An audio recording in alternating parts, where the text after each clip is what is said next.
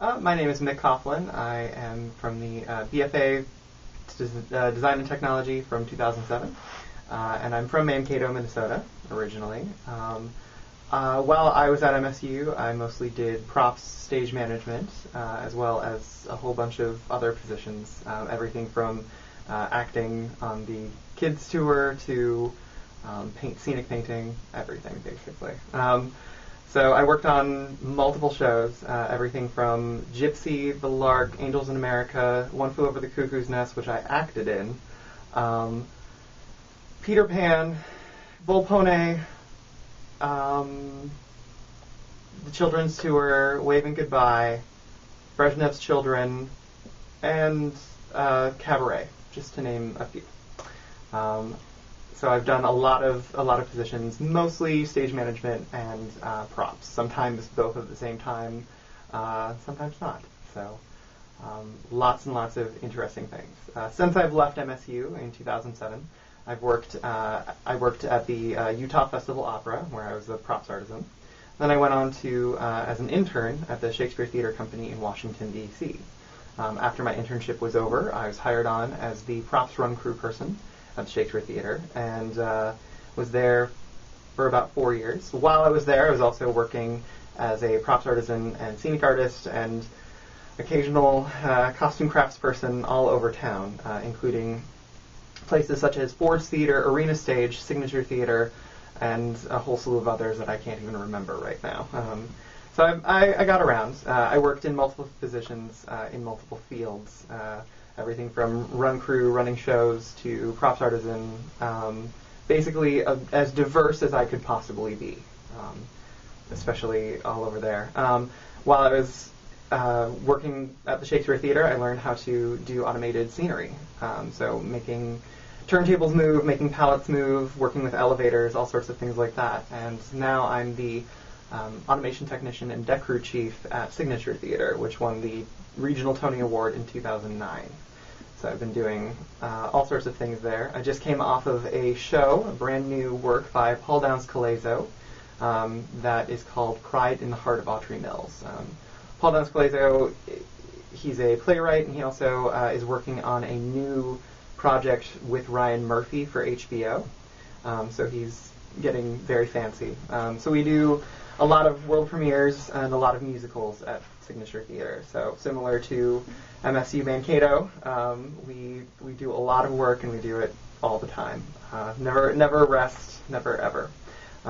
We're doing 3 world premiere musicals this year, including the world premiere of Beaches, the musical. And we're also doing 2 others right now. Crossing is showing, and Cloak and Dagger, the musical, which is, I'm told, very similar to 39 Steps. USITT, when I was in school here, I was on the board basically from freshman year until I graduated, my senior year. And so I was able to connect to all of these professional organizations. And had I not joined that organization, I never would have been able to go to Washington, D.C. and become a staff member at the Shakespeare Theater Company. What I learned at MSU was invaluable, which is hard work and work ethic. I have a voracious appetite to learn everything I can and then go out and do it. And the best part is that people will pay me to learn how to do things. And that's half the fun, is that I get to learn how to do anything and everything. So, a lot of it is trial by fire. I like to put myself in situations where I'm going to learn something new. And I don't like to just sit on my laurels and do the same thing all the time. I like to go and be challenged mentally and physically and sort of push myself to limits. People took a chance on me because I had a great attitude. And I was able to overcome any shortcomings in what I didn't know with just being a nice person. People will hire you basically if you have a good attitude and are willing to do anything, which I am.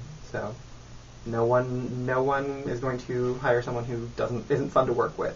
And I have a great reputation all over the DC area as, having fun with what I do and doing it well. The show that I just left to go on vacation from, right now I'm doing a show, the Pride in the Heart of Autry Mills show, That one, we have a decent star in the show, and so she's, it's always interesting to work with people who have a lot of experience, as well as, just all of the technical challenges that went with the show. There's a revolve, just like they had in Les Mis here at MSU.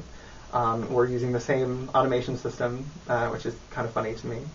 And we also, we had blood cannons, quite literally, vomit, someone urinates themselves on stage, everything breaks, everything is destroyed. And so figuring a lot of that stuff out, how to clean that stuff up, how to reset, how to make it consistent, so it's the same show every night. That's a definite thing that I had to learn. I have a good funny story. I was working at the Shakespeare Theater, and we, just to show how much detail that they go into.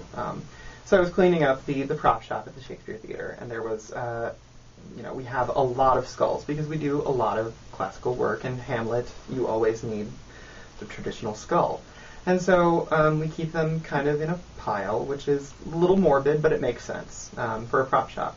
And we took the skull, and I went to one of my coworkers and was like, "Oh, do you want me to put this with the rest of the skulls on top of the pile?" And they were like, "Oh, sure." And so he's like, "Oh, wait." Takes it from my hand, turns it upside down, looks at it. He's like, "Oh, you can't put that one in the pile." And I was like, "Why?" He's like, "Oh, because it's real." I was like, "You're kidding," because I was an intern, and you can pull a joke on interns pretty easily, but he was like, no, we got this one on the internet. I was like, oh no. So it just goes to show, detail matters in the real world. Attention to detail. I did leave theater for about 6 months because I was at Shakespeare, and I didn't like the way that things were going there. It was not fun to work anymore. And so I left there, and I did 6 months working at a glass art studio. And so I learned mold making and glass art, basically. So that was really cool. It was all like plaster casting and things like that. So, which I was then able to apply to a lot of theatrical techniques and things like that. And so now I'm a glass artist. I've got that in my back pocket, I guess. Good props people are like gold. You will always be able to find a job. The more diverse skills that you have, whether it's sculpting, painting, mold making, soft goods, upholstery, leatherwork, carpentry, welding, scene painting, anything you can apply to props, especially. The more diverse, the more versatile that you are, the better off you will be. Learn how to do everything and do it well. The first couple times that you do it, it's not going to be very pretty, but then you'll get better because you'll have learned new techniques and different things. The best way to do it is just to be well-rounded and to learn everything. Take art classes. Take science classes. Knowing your adhesives is so important.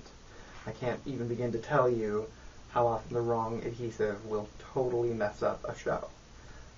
So know how things need to be glued or attached to one another. Fundamental, sounds ridiculous, but learning that stuff is so important.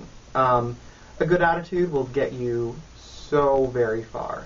No one wants to work with someone who's a jerk. Nobody does.